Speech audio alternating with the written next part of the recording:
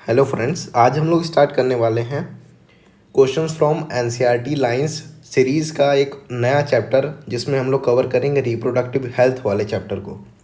इस सीरीज़ की पहले भी हम लोगों ने इससे पहले वीडियो बनाई थी ह्यूमन रिप्रोडक्शन के जो भी एनसीईआरटी के लाइन से जो क्वेश्चंस फॉर्म हो सकते थे उस पर, और ये आगे वाले चैप्टर के यानी रिप्रोडक्टिव हेल्थ वाले चैप्टर की वीडियो है।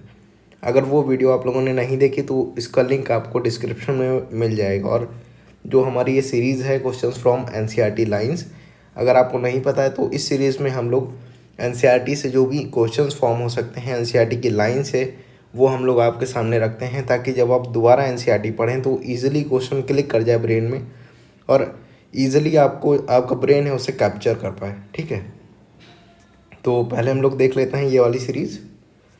तो पहला क्वेश्चन आ रहा है, which country in world to initiate family planning program in 1951। अब फैमिली प्लानिंग प्रोग्राम स्टार्ट किया गया था इन 1951। तो इसमें कंट्री आई थी हमारी ही कंट्री यानी कि इंडिया के थ्रू 1951 में फैमिली प्लानिंग प्रोग्राम को इनिशिएट किया गया था। अगला क्वेश्चन है, improved programmes covering the wide reproduction related areas and currently in operation under the popular names. अब इसके बाद भी कई सारे प्रोग्राम्स इनिशिएट किए गए, एक इम्प्रूव करके इनकी जो गाइडलाइन थी उसको इम्प्रूव करके अमेंडमेंट किया गया, एक नए प्रोग्राम लाए गए। तो इस जो प्रोग्राम ये लाया गया तो इसका नाम था रिप्रोडक्टिव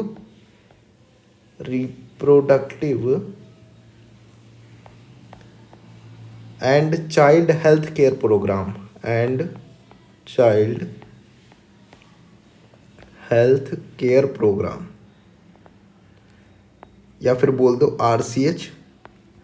तो इसका नाम था reproductive and child health care programme, या फिर शॉर्ट फॉर्म में RCH भी बोलते हैं। ठीक है, अगला क्वेश्चन है, एमनियोसिंथेसिस इज स्टेशनरी बैन फॉर। अब जो एमनियोसिंथेसिस है, ये देखिए एमनियोसिंथेसिस क्या है। एमनियोसिंथेसिस में हम लोग जो फीटस है उसका जो एमनियोटिक फ्लूइड है, यानी कि जो फ्लूइड उसके चारों तरफ है यूट्रस के अंदर, तो उसको हम लोग निकालते हैं और उसके थ्रू हम लोग को जो भी क्रोमोजोमल डिसेबिलिटी है, जो भी डिसऑर्डर्स हैं क्रोमोजोमल, उनके बारे में पता चल जाता है। लेकिन इसको बैन कर दिया गया था सेक्स डिटर्मिनेशन के लिए। बाकी आप सारे जो भी आपको पता लगवाना है वो आप करवा सकते हैं, लेकिन सेक्स डिटर्मिनेशन बैन है, सेक्स डिटर्मिनेशन। ठीक है, एमनियोसिंथेसिस के थ्रू।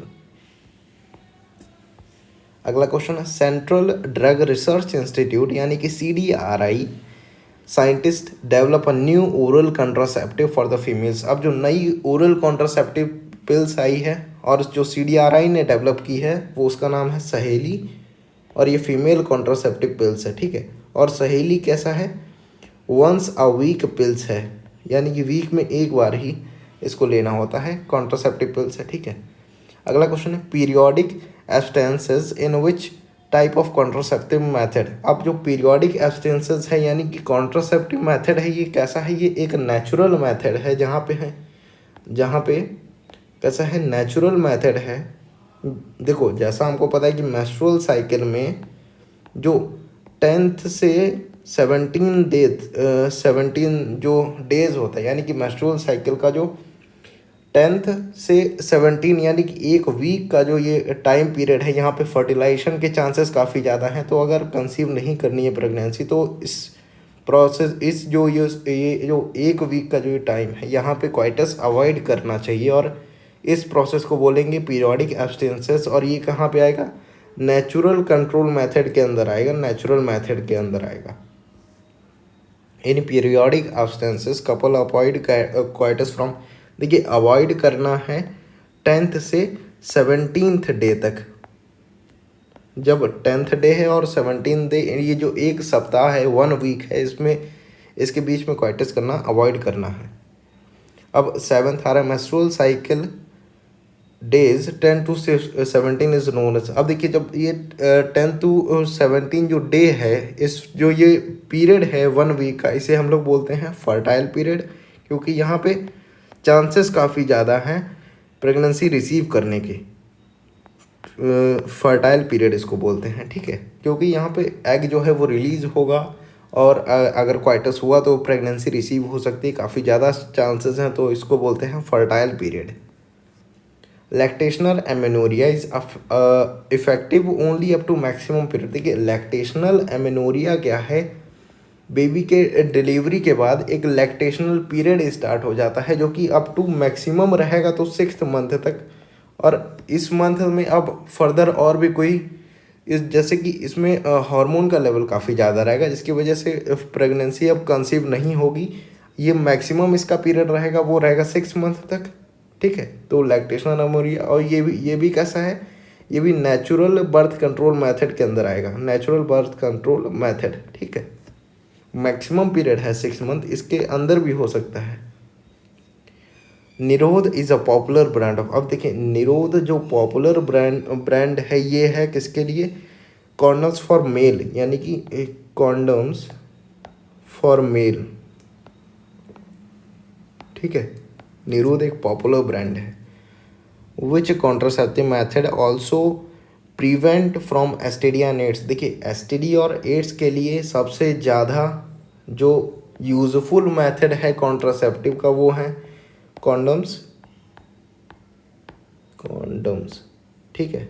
तो ये जो एसटीडी और एड्स के लिए जो सबसे ज़्यादा यूजफुल मेथड है और सबसे ज़्यादा इफेक्टिव मेथड है वो कॉन्डम्स में है। अगला क्वेश्चन है मैच करना है, ठीक है। अब देखिए नॉन मेडिकेटेड आईयूडी क्या है, नॉन मेडिकेटेड आईयूडी क्या करता है, ये इंक्रीज कर देगा फैगोसाइटोसिस ऑफ स्पर्म। तो नॉन मेडिकेटेड जो आईयूडी है ये इंक्रीज कर रहा है फैगोसाइटोसिस ऑफ स्पर्म, ठीक है। फैगोसाइटोसिस ऑफ स्पर्म यानी कि स्पर्म को जो एक खाने का उसका जो फैगोसाइटोसिस है उसको किल करने की जो पावर है वो ज़्यादा हो जाएगी और स्पर्म फाइनली जो है वो ओवम तक नहीं पहुंच पाएंगे, एग तक नहीं पहुंच पाएंगे, ठीक है। उसके बाद एक कॉपर रिलीजिंग आईओडी। अब जो कॉपर रिलीजिंग आईओडी है, कॉपर रिलीजिंग आईओडी क्या कर रही है, ये सप्रेस कर रही है मोटिलिटी को, suppress the motility of sperm, ये सप्रेस कर देती है मोटिलिटी को, स्पर्म की जो मोटिलिटी है उसको सप्रेस कर देती है कॉपर रिलीजिंग आईओडी। जो स्पर्म की पावर है, जो उसकी मोटिलिटी है, एक मूवमेंट करने की जो क्षमता है उसको सप्रेस कर देगी, उसको कम कर देगी, ठीक है। उसके बाद है हार्मोन रिलीजिंग आईओडी। अब जो हार्मोन रिलीजिंग आईओडी है ये क्या करेगी, अब देखिए हार्मोन रिलीजिंग आईओडी है यानी कि हार्मोन पे काम कर रही है, तो हार्मोन पे जब काम करेगी तो यूट्रस को अनस्टेबल बनाएगी, यानी कि एक जो फेवरेबल कंडीशन होगी इम्प्लांटेशन के लिए वो अनफेवरेबल कंडीशन ला देगी, जिसकी वजह से जो इम्प्लांटेशन है वो नहीं हो पाएगा, तो यूट्रस अनसुटेबल बनाएगी फॉर इम्प्लांटेशन। उसके बाद आता है प्रोजेस्ट्रॉन पिल्स। अब देखिए प्रोजेस्ट्रॉन पिल्स है ये क्या करेगी, देखिए प्रोजेस्ट्रॉन का लेवल, अब प्रोजेस्ट्रॉन पिल्स है तो प्रोजेस्ट्रॉन का लेवल बॉडी में हाई रखेगी, तो प्रोजेस्ट्रॉन का लेवल जब हाई रहता है तो ये इनहिबिट कर देता है ओव्यूलेशन को। अगर प्रोजेस्ट्रॉन का लेवल हाई है बॉडी में तो ओव्यूलेशन नहीं हो पाएगा, ठीक है। उसके बाद है ट्यूबेक्टोमी। अब देखिए ट्यूबेक्टोमी कहाँ पे होगी, फेलोपियन ट्यूब में, यानी कि हो रहा है फीमेल्स में, ट्यूबेक्टोमी हो रही है फीमेल्स में, ठीक है। और वैसेक्टोमी हो रही है मेल्स में।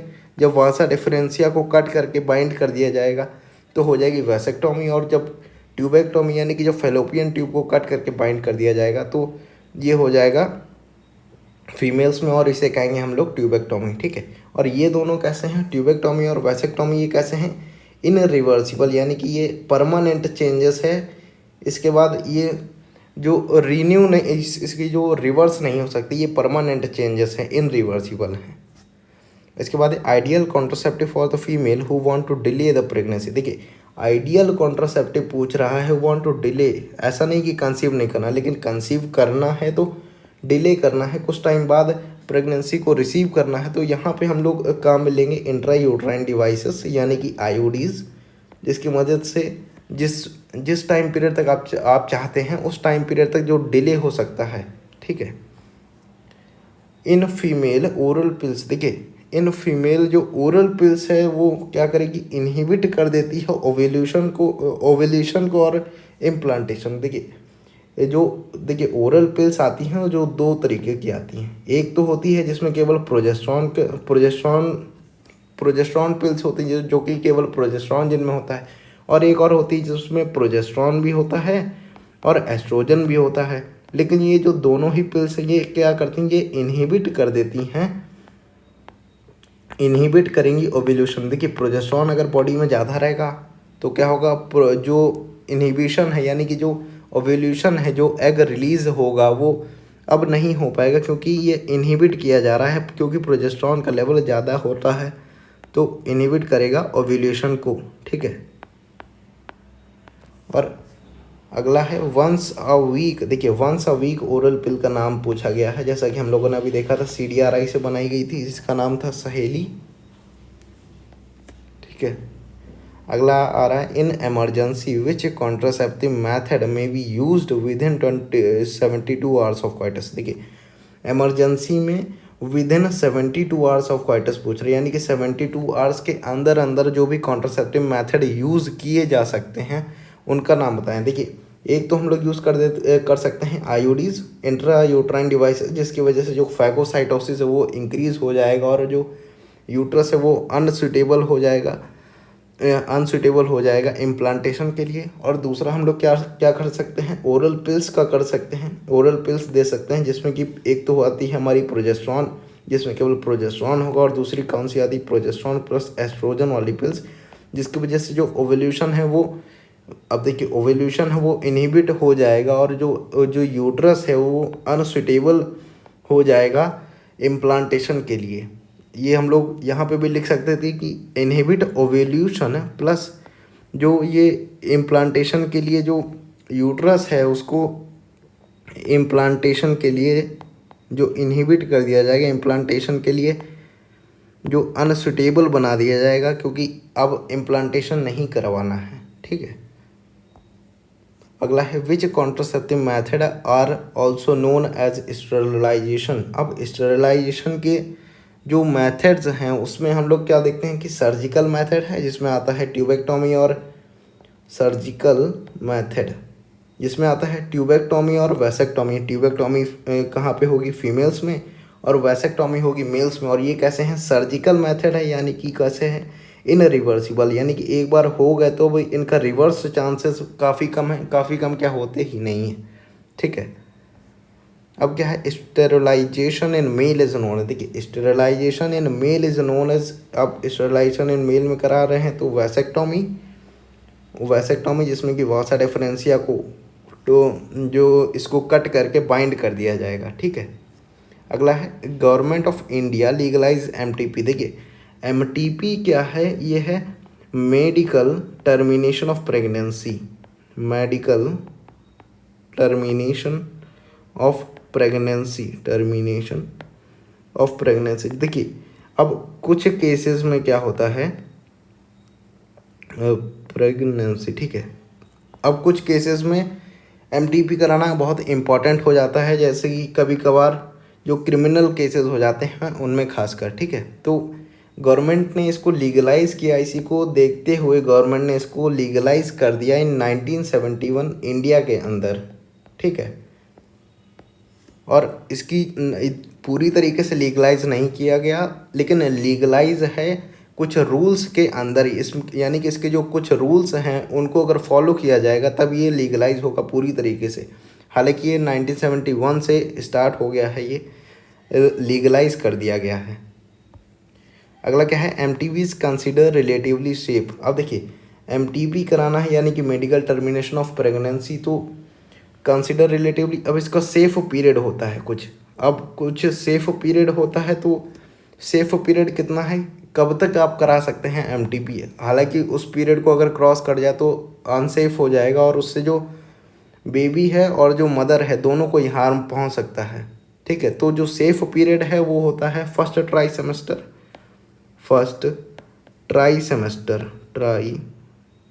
सेमेस्टर। देखिए अब इसमें काफ़ी ज़्यादा लोगों को दिक्कत होती है, ये ट्राई सेमेस्टर क्या है। देखिए फर्स्ट यानी कि पहले, और ट्राई सेमेस्टर यानी कि देखिए ट्राई का मतलब क्या होता है 3, और सेमेस्टर का मतलब मान लीजिए आप लोग मंथ। तो स्टार्टिंग के जो 3 मंथ्स हैं उसमें जो MTP है वो कंसीडर किया जाएगा सेफ। देखिए अब स्टार्टिंग के 3 मंथ बोल दो, या फिर इसको बोलते हैं क्या 12 वीक्स, बात तो एक ही है। या फिर बोल देते हैं 3 मंथ बोल दिया, ट्राई सेमेस्टर बोल दिया, 12th वीक बोल दो, ये बात एक ही है क्योंकि टाइम पीरियड उतना ही है, तो सेफ माना जाएगा फर्स्ट ट्राई सेमेस्टर में। ठीक है, उसके बाद है in GIFT early embryos transferred in up to 8 blastomeres. अब देखिए जिफ्ट क्या है, जिफ्ट का फुल फॉर्म होता है जाइगोट इंट्रा यानी कि intra fallopian tube transfer, fallopian tube transfer. अब इसमें क्या किया जाता है, देखिए अब यहाँ पे क्या है कि जो देखिए अब ये कुछ केसेस में कराया जाता है जहाँ पे जो फर्टिलाइजेशन है वो आउटसाइड द बॉडी हो रहा है, यानी कि अब लैब कंडीशन में हो रहा है। तो अब जब लैब कंडीशन में हो रहा है, फर्टिलाइजेशन हो गया, तो अब लैब में जो इतना फेवरेबल कंडीशन नहीं है कि यूट्रस के समान जो कंडीशंस है वो लैब में बनाई जा सके, तो अब फाइनली इसको जो ट्रांसफ़र करना होगा वो तो यूट्रस में ही करना होगा, क्योंकि जो मैटरनल जो एक कंडीशन है एम्ब्रियो को डेवलप होने के लिए, वो यूट्रस सबसे बेस्ट ऑप्शन है। ठीक है, और लैब में वैसी कंडीशन बनाई नहीं जा सकती। तो हम लोग क्या करेंगे कि यहाँ पे जो फर्टिलाइज्ड किया हुआ एग है इसको कुछ स्टेजेस तक हम लोग बाहर रखेंगे, यानी कि जब यहाँ पे कुछ ये जो डिवीज़न स्टार्ट कर देगा, हम लोग ऑब्ज़र्व कर लेंगे कि ये डिवीज़न स्टार्ट हो चुका है और अब इसको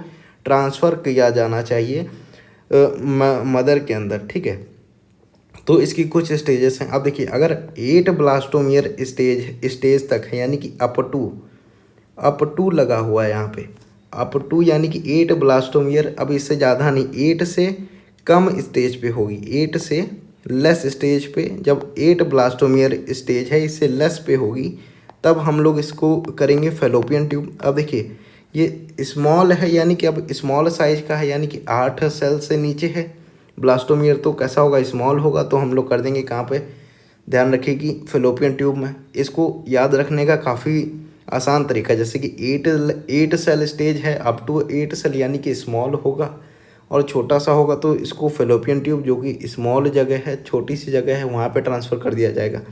अब यही अगर मोर देन आ जाता, मोर देन 8 ब्लास्टोमियर, अब जब 8 से ज़्यादा है, 8 सेल से ज़्यादा है, यानी कि बड़ा हो चुका है अब हल्का सा, तो जब अब बड़ा स्ट्रक्चर हो चुका है तो फैलोपियन ट्यूब में आएगा नहीं, तो अब उसको कर दिया जाएगा कहाँ पे, इसको कर दिया जाएगा यूट्रस में। और जब यूट्रस में ट्रांसफ़र किया जाता है तो उसे हम लोग बोलते हैं intra uterine transfer.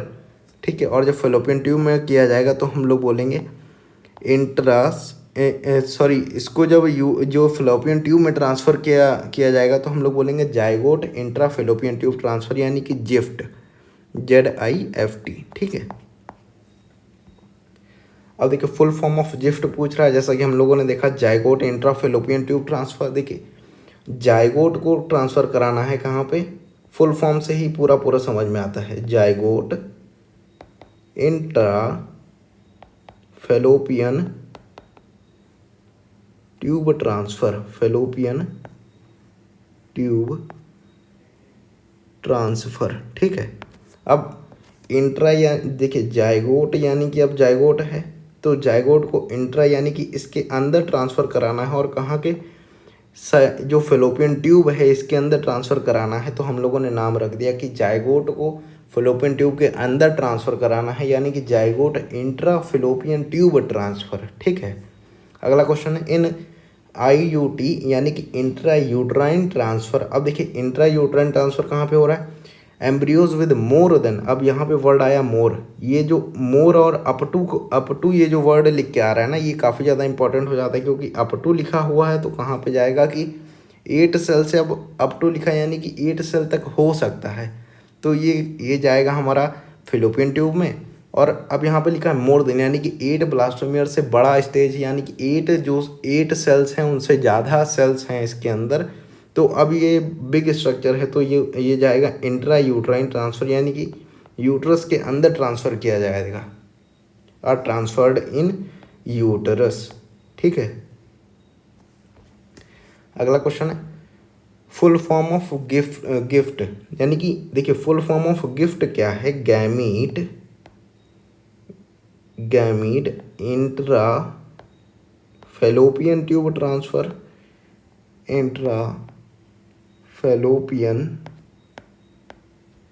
Tube transfer, fallopian transfer बोल दो या फिर फैलोपियन ट्यूब ट्रांसफ़र बोल दो, बात एक ही है, ठीक है। अब इसमें क्या कराते हैं कि गैमीट को ट्रांसफ़र कराया जाता है फैलोपियन ट्यूब के अंदर। कभी कभार क्या होता है कि जो मेल है वो अनेबल होता है इंसेमिनेट करने में, तो क्या करते हैं उसको आर्टिफिशियली इंसेमिनेशन करा दिया जाता है। सीमन को कलेक्ट करके आर्टिफिशियली जो करा दिया जाता है इंसेमिनेट, तो उसमें हम लोग गैमीट को कहाँ ट्रांसफ़र करवा सकते हैं, फैलोपियन ट्यूब में जो है ट्रांसफ़र करवा सकते हैं। और उनका जो हालांकि इसमें जो फर्टिलाइजेशन होगा वो नेचुरल तरीके से ही होगा, क्योंकि केवल एक सहायता कर दी जाएगी कि यहाँ तक है, यहाँ इस पार्थ तक आप लोग को पहुँचा दिया जाएगा, उसके आगे का सफ़र खुद ही तय करना है, ठीक है। अब अगला क्वेश्चन है, procedure to form an embryo in the laboratory in which sperm in directly injected. देखिए लेबोरेटरी में जब हम लोग कर रहे हैं तो उसमें क्या किया जा रहा है, जिसमें ऐसी टेक्निक जिसमें कि स्पर्म के डायरेक्टली इंजेक्ट किया जा रहा है साइटोप्लाज्म ऑफ ओवम। देखिए ये है एग सेल, ठीक है, और ये है इसकी आउटर कवरिंग, और यहाँ पे मान लीजिए भरा है इसका साइटोप्लाज्म, ठीक है। अब एक इंजेक्शन लेंगे और उसमें भरा जाएगा क्या, ये जो स्पर्म फिल किया जाएगा और उसको जो है ये ट्रांसफ़र कर दिया जाएगा इसके अंदर, ठीक है। तो ये जो इंजेक्शन है इसके अंदर क्या होगा, यहाँ पे होगा हमारा स्पर्म, तो स्पर्म को साइटोप्लाज्म के अंदर ट्रांसफ़र किया जा रहा है फीमेल एग के, ठीक है। तो ये कैसा इंजेक्शन हो गया, इंट्रा यानी कि अंदर यानी कि अंदर तक पहुँचा जाएगा, intra cytoplasmic sperm injection, intra cytoplasmic यानी कि इंट्रा यानी कि अंदर, और साइटोप्लाज्म यानी कि साइटोप्लाज्म में पहुंचाया जा रहा है, और कैसा भरा हुआ स्पर्म, और ये क्या है इंजेक्शन, तो नाम पड़ गया इंट्रा साइटोप्लाज्मिक स्पर्म इंजेक्शन, ठीक है। In male, if male is unable to inseminate the semen into the vagina then which procedure is uses. देखिए अनेबल टू इंसेमिनेट है, यहाँ पे ये नहीं बोला गया कि unable to fertilize the ovum, यानी कि ओवम को फर्टिलाइज करने की कैपेसिटी नहीं है, ऐसा है। लेकिन इस सीमन में जो स्पर्म है उनका काउंट भी ठीक है, और उसमें जो फर्टिलाइजेशन करने की कैपेसिटी है वो भी है। लेकिन यहाँ पे क्या है कि अनएबल टू इंसेमिनेट है, इंसेमिनेट करने में असमर्थ है, तो उसमें उसकी हेल्प की जाएगी, तो और उसका जो सीमन है वो बॉडी से आउट निकाल के उसको आर्टिफिशियली इंसेमिनेशन करा दिया जाएगा, और उसको हम लोग बोल देते हैं आर्टिफिशियल इंसेमिनेशन, या फिर बोल दो एआई, जिसमें हम लोग करा देते हैं आर्टिफिशियल इंसेमिनेशन, ठीक है। या फिर इसको बोल देते हैं इंट्रायूट्राइन इंसेमिनेशन। देखिए अब जो सीमन है वो कहाँ पे पहुँचाया जा रहा है, यूट्रस में, तो इसको और भी नाम से जानते हैं, जैसे कि इसको बोल दिया जाता है इंट्रायूट्राइन इंसेमिनेशन, ठीक है। बाकी इस वीडियो में इतना ही। क्योंकि चैप्टर छोटा है तो इसमें काफ़ी कम क्वेश्चंस बन पाए हैं, बाकी जितने भी फॉर्म हो सकते थे उतने फॉर्म कर दिए गए हैं। अगली वाली जो वीडियो आएगी उसमें आप लोग बताएं कि कौन सा चैप्टर आप लोगों को अगला कौन सा चैप्टर चाहिए, जिससे आप लोग ये सीरीज़ को आगे कंटिन्यू कर सकते हैं। और अगर आप लोग को ये वीडियो हमारी अच्छी लग रही हो तो आप हमारी इस वीडियो को लाइक कर सकते हैं। और हमारा जो दूसरा चैनल है केबीएल शॉर्ट्स करके, जिसपे कि नीट्स के PYQs पड़े हुए हैं शॉर्ट्स के फॉर्म में, ताकि आप लोगों को रिवीजन करने में काफ़ी ज़्यादा आसानी हो, एक क्विक रिवीजन हो जाए आप लोगों का। उस पर चैप्टर वाइज प्लेलिस्ट बनी हुई है, उस पर जाके आप देख सकते हैं और उसको सब्सक्राइब भी कर सकते हैं। और अभी तक आप लोगों ने अगर हमारे इस चैनल को सब्सक्राइब नहीं किया है तो सब्सक्राइब कर लीजिए और बेल आइकन को क्लिक कर दीजिए। जय हिंद, जय भारत।